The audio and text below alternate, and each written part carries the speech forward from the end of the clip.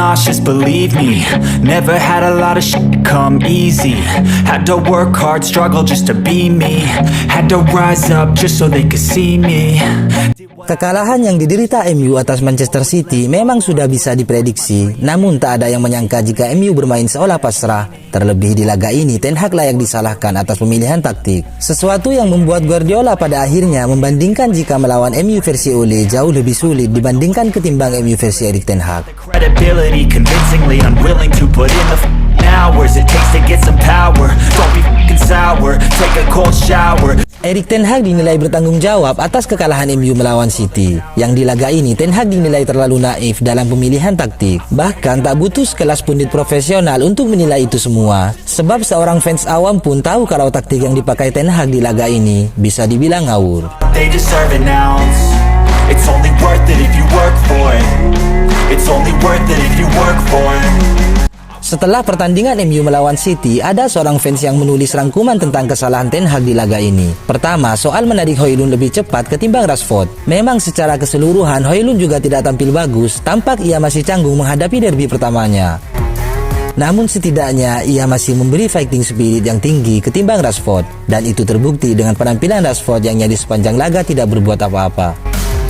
Kemudian juga soal menarik keluar Amrabat dan menaruh McTominay di posisi nomor 6. Jelas McTominay ini sangat buruk jika bermain sebagai DM dan hasilnya pun bertambah tak karuan. Lalu ada juga keputusan Ten Hag tetap memainkan Bruno sebagai winger yang sama sekali tidak berkutik. Selain itu, keputusannya mencadangkan Mason Mount dan lebih memilih memainkan Bruno juga dipertanyakan. Alhasil lini tengah MU mudah dipermainkan City. Dan yang paling memprihatinkan, Ten Hag punya Reguilon tapi tetap memaksakan Lindelof bermain di posisi bek kiri yang bukan posisi aslinya.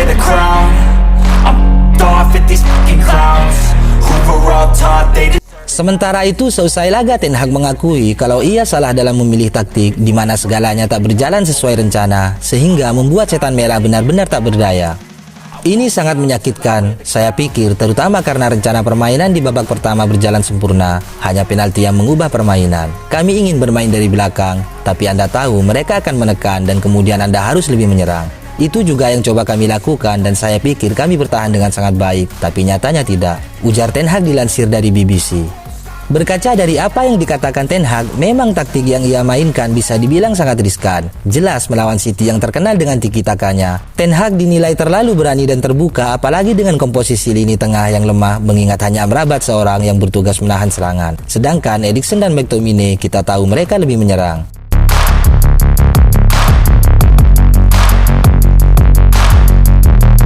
Di sisi lain, Guardiola sendiri mengatakan jika sebenarnya ia mengakui kalau MU tetaplah tim hebat.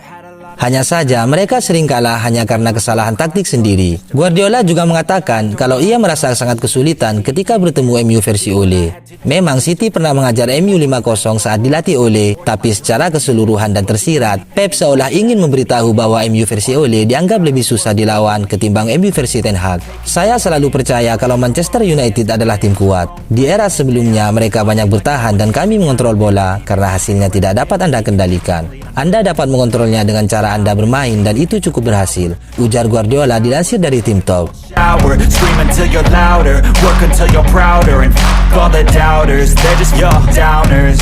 Jika ditelaah lebih dalam, maka ucapan Guardiola ini bukan tanpa dasar.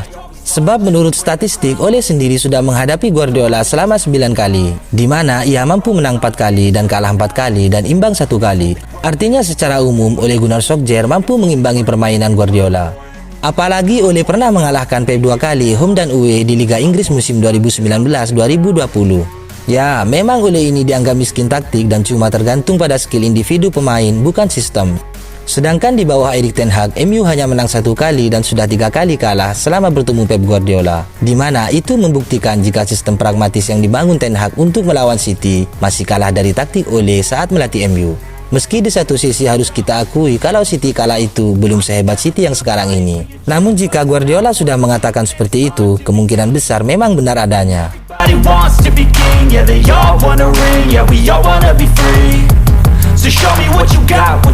Terlepas dari apa yang ada, sekali lagi harus diakui kalau tim terbaik yang dimiliki Inggris saat ini yaitu Manchester City.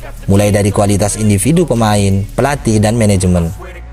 Nah, bagaimana tanggapan kalian soal derby Manchester kali ini? Silakan tulis pendapat kalian di kolom komentar. Clowns who were all taught they just